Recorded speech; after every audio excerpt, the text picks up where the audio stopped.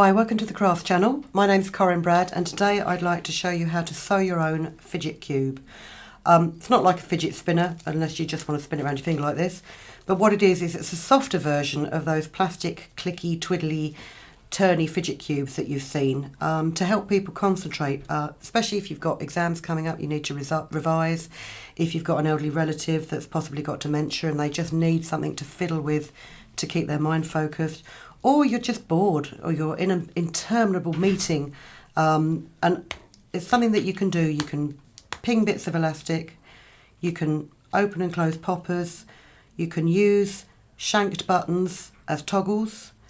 There's rollers here, which are simply beads that you can just roll around your fingers, ribbon tabs, and turny knobs, which effectively are just a button on a popper that you can just turn while you're concentrating on something else. Very much like those play cubes that you get for young children, but in a much smaller version, so you can just pop it in your pocket. So if I was to show you how to assemble this cube completely, it would probably take about an hour and a half on video and you'd be bored stiff. So I'm just going to show you the absolute basics. Start with a cube, a kid's building block cube. You've probably got some in the loft. If not, you can pick them up at a car boot sale or your local charity shop. And these cubes are 3 centimetres square, so I've cut a 3 centimetre square of felt.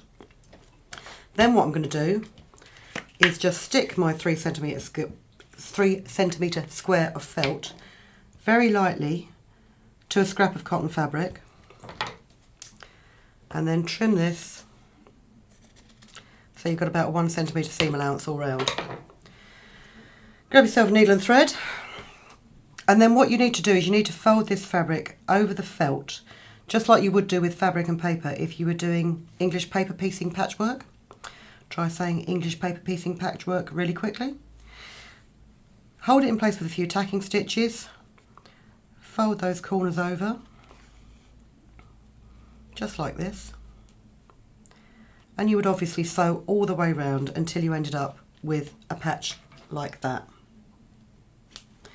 For your cube, you need 6 patches in different colours, and what you'll need to do is arrange them in a net so that you would make a cube, just like this one here.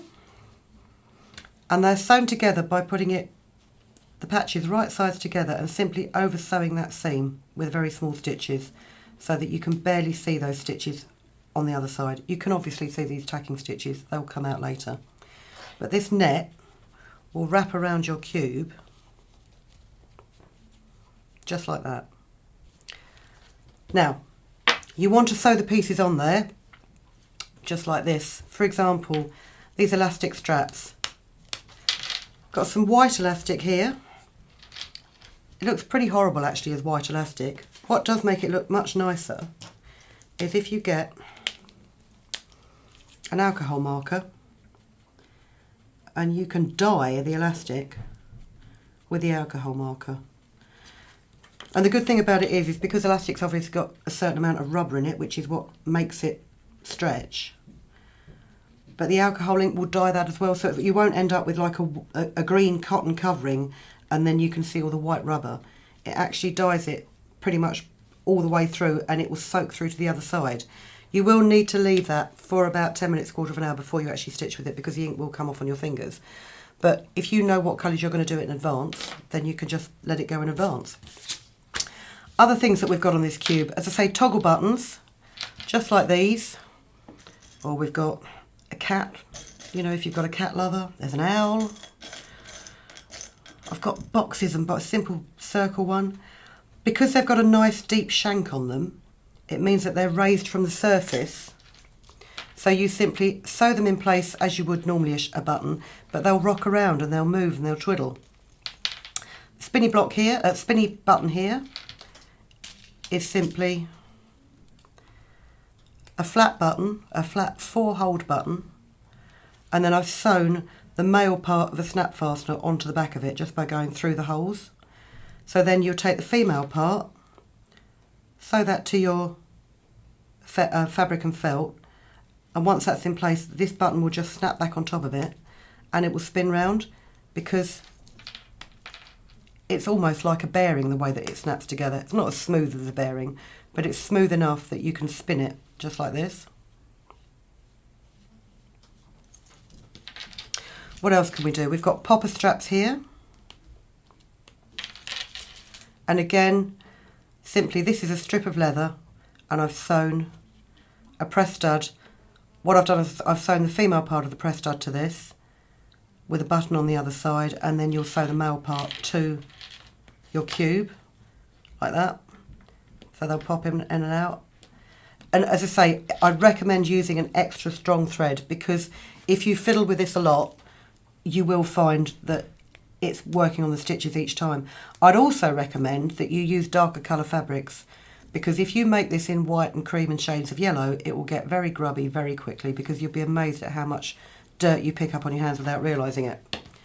So once you've sewn your attachments on there, what you would do is you'd fold this up on the corners here and slip stitch these edges and that edge, just like this one here, and then turn it inside out. I've got other things on here. We've got the keychain loop. There's also beads, roller beads here, another toggle. Slide your cube inside and then simply tie a knot on the end of your bit of cotton. Simply slip stitch these edges together, and if you use a small slip stitch so that you're working vertically on the outside but you go across diagonally on the inside and you don't get it caught around all the gubbins on your cube. Oh, that's great, that knot wasn't big enough. Oh, bear with me, because the trickiest part of video filming is actually trying to sew a small seam. There we go. Yeah, you can just slip stitch it closed. I'm using bigger stitches than I would do normally, just to close it up quickly to show you the end result. And once you've sewn your cube together around the wooden block, you can then remove all the tacking stitches to neaten it up. Just trim the ends, make sure things are okay. And you can, you know, you don't have to stick to plain fabrics. If you've got, if you're making fidget cubes for one specific person, there's no reason why you can't embroider their initials on these panels in the first place. You know, you can find buttons that relate to their hobbies and specific interests. You know, do everything in their favourite colour.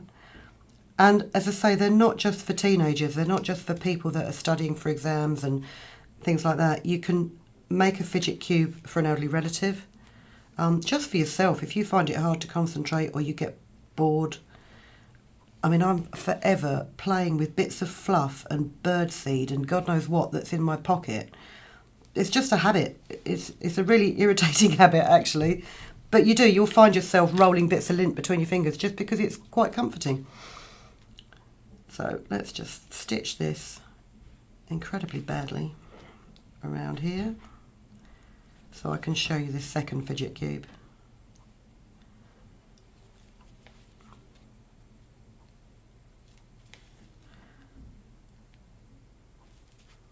There we go. That will do. The most slapdash piece of stitching I've ever done. As I say, if you're doing this in real life, make sure your stitching is secure. It will make your fidget cube last much, much longer. So there you have it. Hang it on a key ring, you can roll these beads, you can ping this elastic, you can twist this button, toggle this switch, and just muck about with these ribbon tabs. So make them however you like them. All those scraps of fabric can be used up, all those pretty buttons that you never knew what to do with, and they'll make a great little gift as well. Have fun, let us know how you get on, and we'd love to see what you've made. So please share with us on the Craft channel. If you've been inspired to create, please share your makes with us in the comments section below. And if you've enjoyed videos by the Craft channel, hit the like button. Want to see more of us? Then click subscribe. See you next time.